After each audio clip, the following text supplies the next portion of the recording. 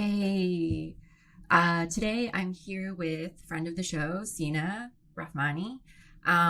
He is here to talk about, well, we're going to have a show about a topic that we've been discussing for a really long time. And we've meant to do this episode ever since the second Borat came out. I think I was supposed to go on your show, The East is a Podcast, to talk about this when the second Borat came out last year, but it never really happened. So now I have a podcast, so we can finally talk about it.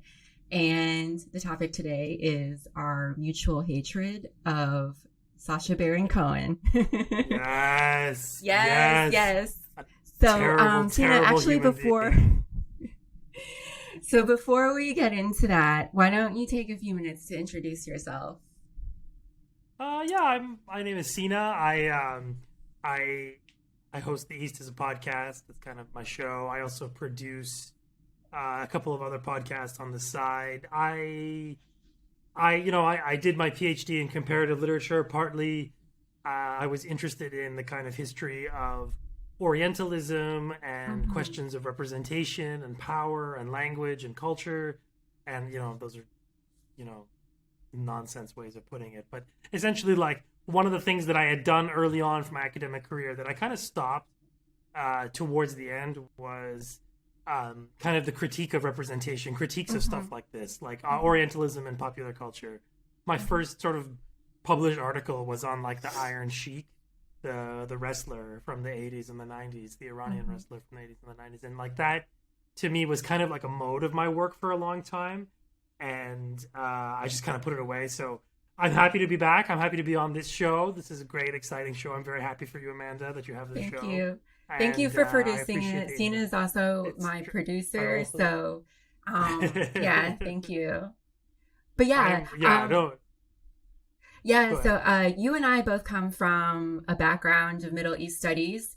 I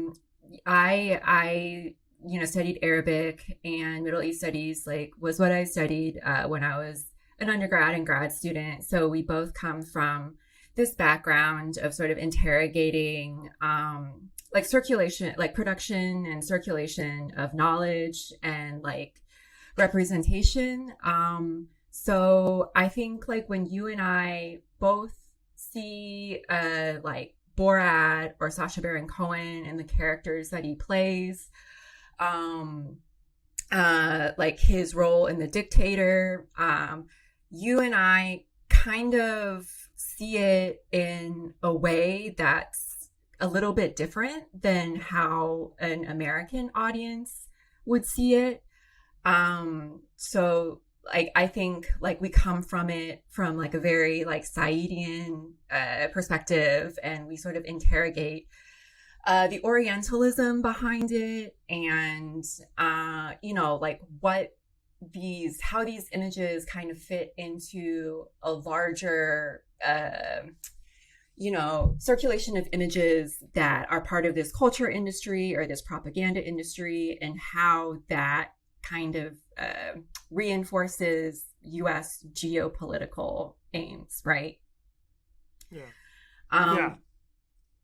Yeah. That's a good way of putting it. Yeah. So I think for this episode, I watched The Dictator, and I watched several different clips, and I tried to watch Borat. But honestly, with The Dictator, I watched the first 30 minutes and I had to turn it off because it was just so bad and so racist. And then I had to return to it another day, and then I started to try watching Borat yesterday, and I couldn't make it past the first 30 minutes. So I'm interested in what you tried to watch for this episode, and what were your immediate reactions to it? I have to first admit that I loved Borat and Sacha Baron Cohen a lot back in the day. No, I did too. Yeah, people who knew me from the first couple of years from grad school will tell you stories about the traumatizing engagements with me over the time. I was just obsessed. I even had my roommate and I This Mhm. like very kind Danish guy. We loved it together, and we actually loved Ali G too. Like we were really into it, Mhm. and Well, so we were kind of you a like the grad student? demographic. Just curious. Like, when were you a grad That student? was 2006. That was That was yeah. That was 2006. around the time Yeah. that I really liked him too because I had a friend. This was when I was living in Louisville, and I had a friend, and I would like go over to her apartment and smoke weed. And she was really into Sacha Baron Cohen, and we would watch Borat Yeah. and Bruno and those comedy skits. But it was a different time. It was like post 9/11, Yeah. and those kinds of that kind of comedy was really popular. But sorry, go ahead. Go ahead. Yeah, that's really it. And I think the 2000s, the late 90s to the 2000s, in the 2000s were this crazy, insanely racist. I mean, we still live in this insanely racist time now, but just the acute forms of representation and the obsessions and the lingering memory of the September 11th attacks and all that stuff. So like all these things congealed into the perfect storm for a character like Sacha Baron Cohen, who had been around since the 90s, I think. He was a thing in the UK for a long time. This was kind of his thing. He had these stock characters, which I'm sure we get into, which were essentially all kind of some kind of race play. Yeah. And that's kind of the basis of his entire comedy. Like it's just race play. It's doing funny voices of other people, like capital O, other people. Yeah. And that's the baseline of it. And you can either find that funny, as 22-year-old dumbass Sina did, or you can do the normal thing and be appalled by it. And that seems one of the lingering sort of questions that we have to ask is, I think, or something we should sort of pose towards the end of this conversation is like, why were we all okay with this? Like, why was this totally normal thing to do, to vilify this entire country and to this stupid sort of used car salesman voice of this moron guy who is this UK Oxford born, educated, UK born or Israeli, Oxford educated, this elite, like Oxbridge guy, like who goes around the world, who flaunts his kind of supposedly minority status as a practicing or Jew, and to sort of show that, oh, I'm combating racism. Like the staggering amount of I don't know, there's not even words for it to describe a guy who's made millions and millions of dollars, tens of millions of dollars, just essentially jumping on rando people and making them look foolish, and we all sort of consume it as comedy. And then he's hailed as this comedic visionary. Yeah. So, we're gonna have to get into it, but maybe we should do a little bit of bio on him. Like, what do you know about him? I know the bare bones. Yeah, me too. I know that he was born and raised in London, went to Oxford, studied comedy. But that's really about it. But you brought up, he comes from an important family. Okay. He has a family that's connected to here it is.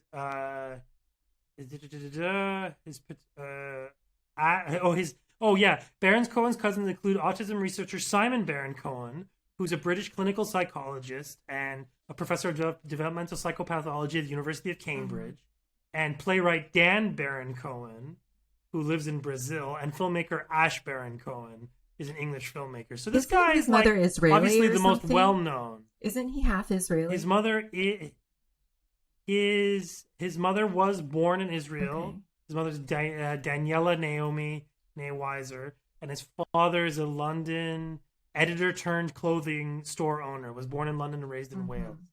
So Baron Cohen was raised Jewish and fluent in Hebrew. Did he ever live in Baron Israel? Cohen's maternal family were German Jewish. His paternal family were also Ashkenazi Jews who moved to Point P. No, that's Wales.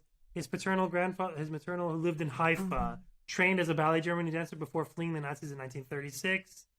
I don't know if he actually has lived there. I imagine he's just kind of part of the, typical, typical sort of, Western Zionists who live most of their time in the West and kind of summer and have homes and sort of treat treat occupied Palestine as their like cottage you brought country. up a good That's what I kind of you brought imagine. up a good point a few minutes ago about him having like basically one stock character, because that's really true. Whether it's Borat or his character General Aladeen in The Dictator, it's basically like this brown guy who is a raging anti-Semite, and his entire comedy is like, I hate Jews, Jews, Jews, Jews, brown people hate Jews. And it's just used as a way to like reinforce these like Orientalist stereotypes about like people from the Middle East, or in the case of Borat, like people from Eastern Europe who are, they all like share, like his characters share like the same common characteristics. They are all like really anti-Semitic, incest, rape, child molestation are like features of their society, really common features of their society. They're all like culturally backward, primitive. They're all ethno-nationalists, and they're all like very like tribalistic. And like I remember in The Dictator, there was a joke. So The Dictator is about this like Oriental despot of this imaginary country called Wadia, which is a imaginary country in North Africa. And the character is obviously based on Gaddafi. And there's this one, the premise is like he got switched with a body double, and he has to like somehow like, he got switched with the body double, and like people think that he's a regular person, but he's actually this ruler of this country. And he falls in love with like kind of this hippie liberal white girl. And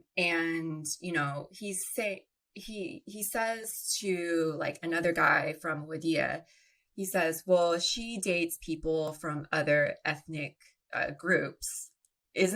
How is that any worse than anything that I've ever done? So yeah, it's this reinforcement of the stereotype. It's all the same joke. It's all just the same joke. Like, oh, those people are uncivilized. Those people are uncivilized. Like there is a clip, I can play it, from Australian TV. He's doing like the bit, and he's just like, I mean, I'll edit it in here. Hey, General, on a serious note, you are here for obviously seriously good reasons, but what advice would you give the current leaders of this country? Well, to get more popular, I think your Prime Minister Gillard should have a sex change and become a woman. Also, your Prime Minister should always have someone around to trust. I have 25 female virgin guards who protect me at all times.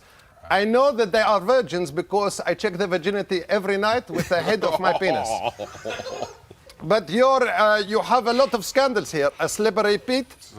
Slippery, slippery Pete? Yes. Yes. It's disgraceful. Yeah. Absolute disgrace. It is the first rule of a politician. Only sexually harass the female staff. The boys will always talk, the girls, they just cry. And this Greg Thompson, you know the Greg Thompson? You know him? Yes. Yeah. When you pay for hookers, don't use the government credit card. Always cash, cash, cash. I know it's tempting to put it on the card because of the air miles, but you have to do what's right. Believe me, I know this. What I did to Rihanna could have flown me around the world 10 times first class. Oh, that's funny. It is. You can tell, like, because they're in on it, like, because like his whole thing is not knowing, at least in the character of Borat, and also Bruno too, right? And less so the General, because the General was he was too famous by that time to like sort of hide what he is. So like his whole thing is to jumping people who sort of, and then and it's this kind of dramatic irony, right? Is that people on stage don't know things that the audience knows. And that's kind of like he's a one-trick pony that does only that. And that is, and the obviously by the time The Dictator rolls around, which is like 2012, everybody knows like who he is and what he's doing. So he has to sort of amp it up by just doing basic race play. Like the sheen of satire is gone, and he's just doing race play. Like he can say that he's satirizing Gaddafi, but like it's like, bro, are you in the 80s? Like, what year is it? Like, are you like Steven Spielberg in like Back to the Future 1 using Libyans as like this stupid and plot it's device? Like it's Libyan really nationalists, pernicious like, too, because 2012, it was released in 2012, which means that they were creating the movie around 2010, 2011. 2011 was the year that Gaddafi was, overthrown and executed by the U.S. NATO intervention. So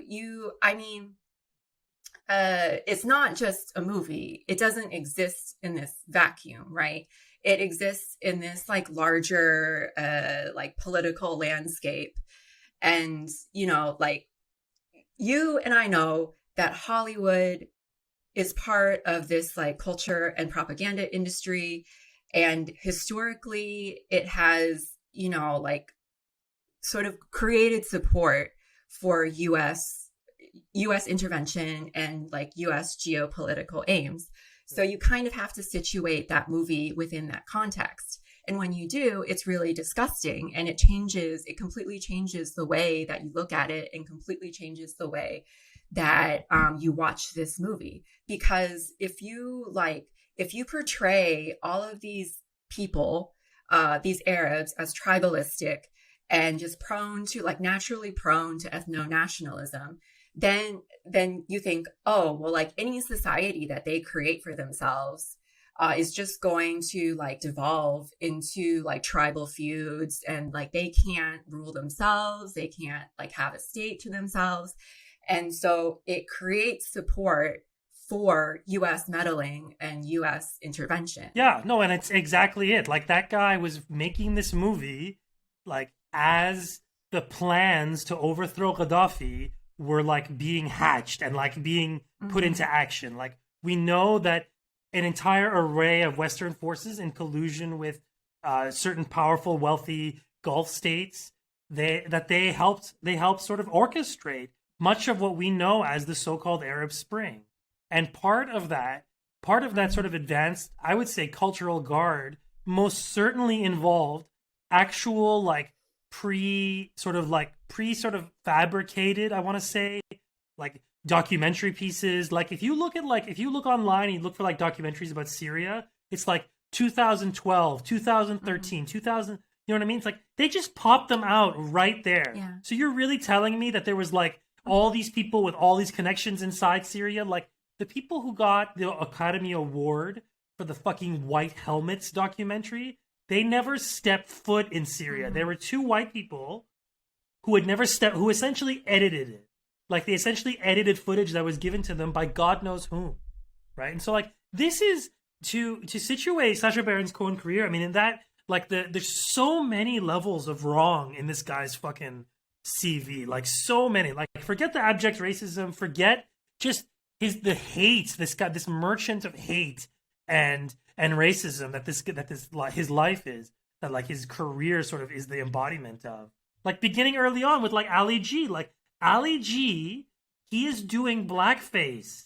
But like they cover it up with like, oh, he's not putting like actual black makeup on, like the way they used to do. Like one of the earliest Hollywood sort of examples of this are Amos and Andy, and that is like those guys were just white guys, and they made a ton of money imitating black people, and like that is one of the like bedrock of the American culture industry. Not just like directly, not just like actual people sort of pretending to be black, but also like the way that like black people and like black culture represent the sort of vanguard of American culture, so they become the source of imitation for like everyone. And like that to me is so the layers of that. And so that's what like Ali G is supposedly is, right? He's a white guy who sort of has adopted this race play and is making fun of the characters that he engages with, right? And how he got all these people on his show, even though he's a nobody, like all these big name American politicians. You're really telling me like that shit wasn't staged? like that shit wasn't prearranged or